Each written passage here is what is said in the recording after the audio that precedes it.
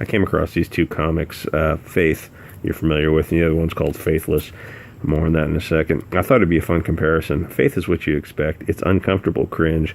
Of course you expect the cheesy writing, but it's made even worse by the really bad art.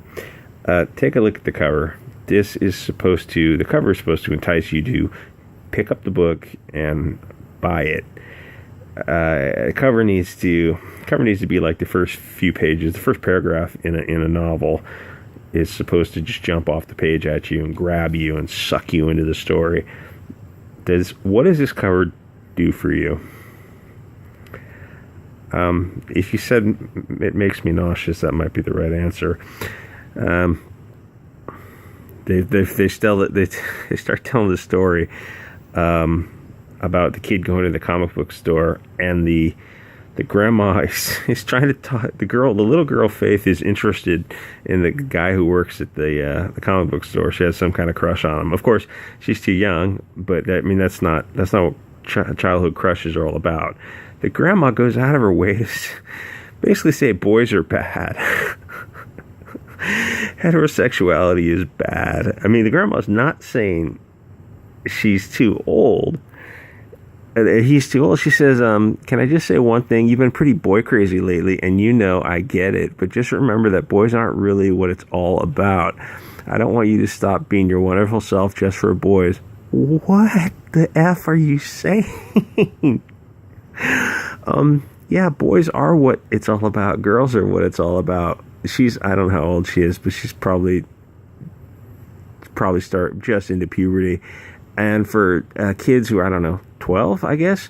Yeah, boys and girls are what it's all about, because 99.9% of the population, well, maybe not 9, say 98% of the population is pretty solidly heterosexual. That's how we got, 7 billion people on Earth, because little girls are crazy about boys, and little boys a little bit later, but little boys will start to be crazy about girls. So this kind of,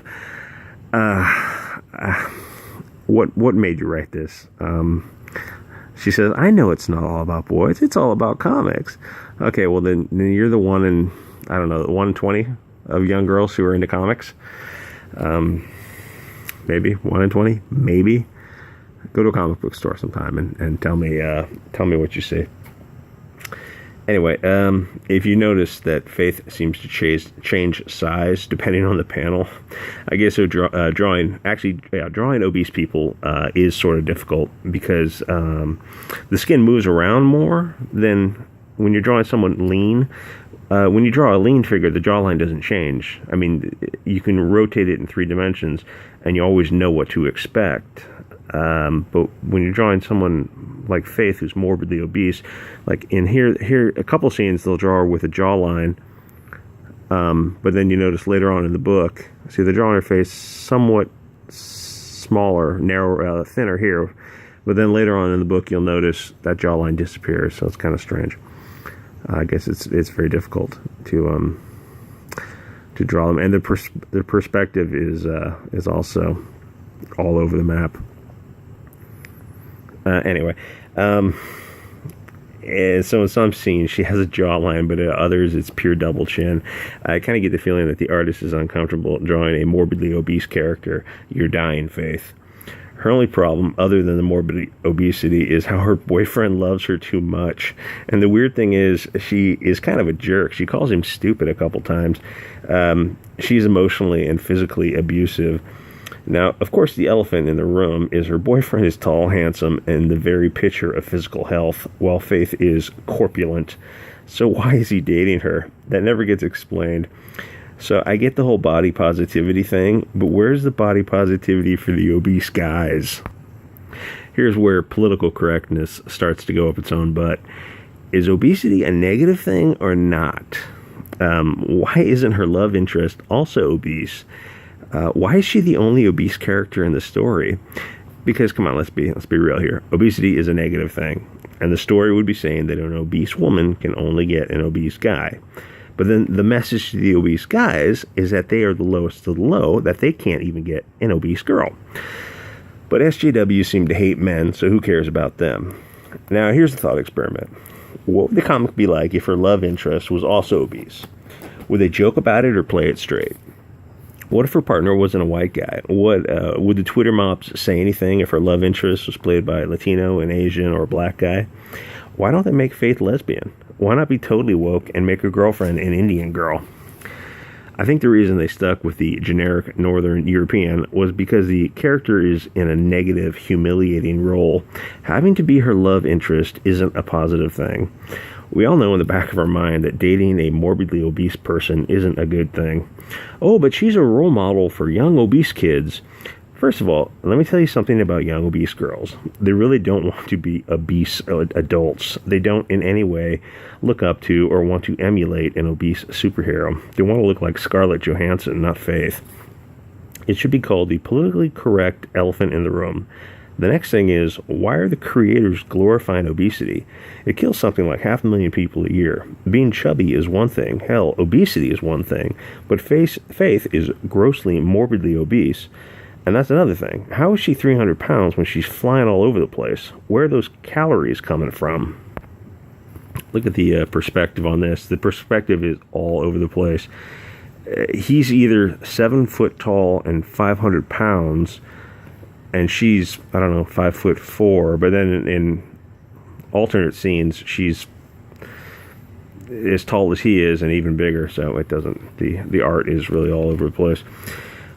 Another thing is, to be this obese means she is eating poison. You might as well be honest and show her stuffing her fat face with junk food. But the book never shows her inhaling chips and soda, which she would have to do to maintain her obesity at this high activity level.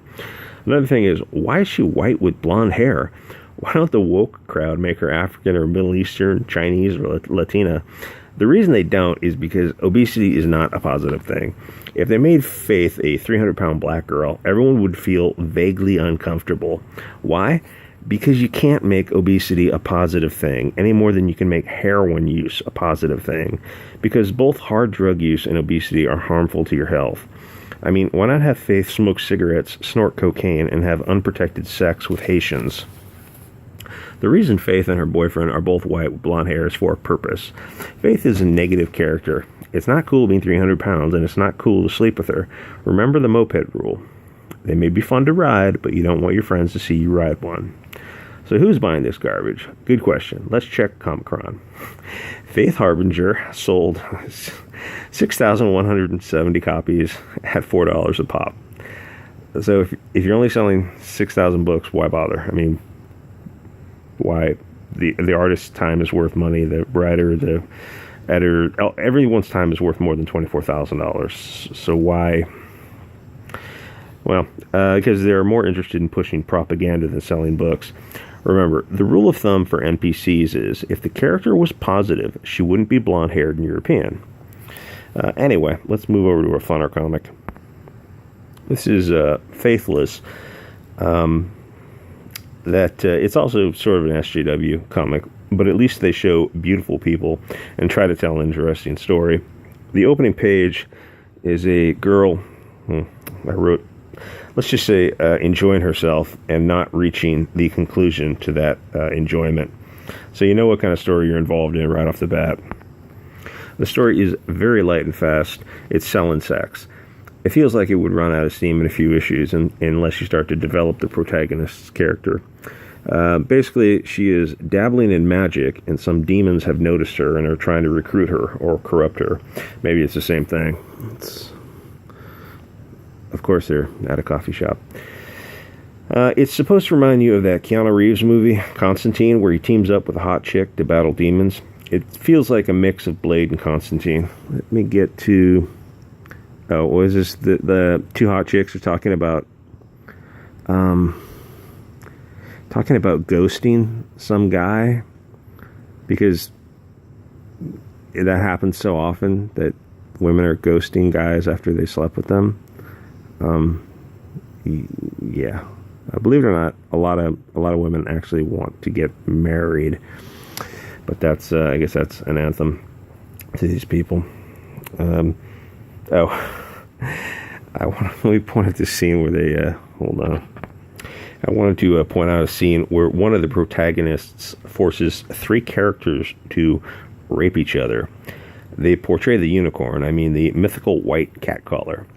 European men don't catcall. It's almost exclusively a Latino or black thing. But if the writer portrayed 3 black or Latinos in a negative light, they would get Twitter mobbed.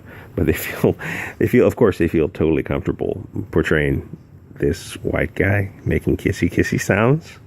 If you live in any big city, you know this doesn't happen. Well, let me be accurate. Of course it happens. Of course, they're jackasses like any other group. But it's just not, it's not something you see. If you look at 100 jackasses acting like this, they don't look like this. You know it. I know it. The writer knows it. The reader knows it. So when you do things like this, in the back of the reader's mind, something is pinging that this is off. The whole scene is off.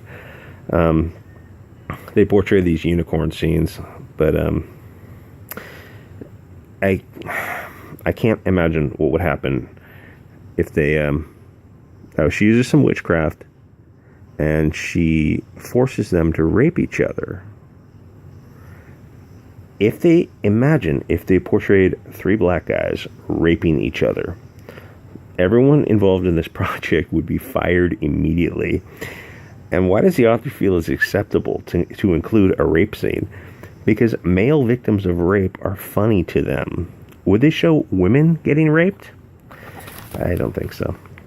Anyway, once you start reading modern comics, you'll notice that the bad guys usually look like they come straight out of German central casting.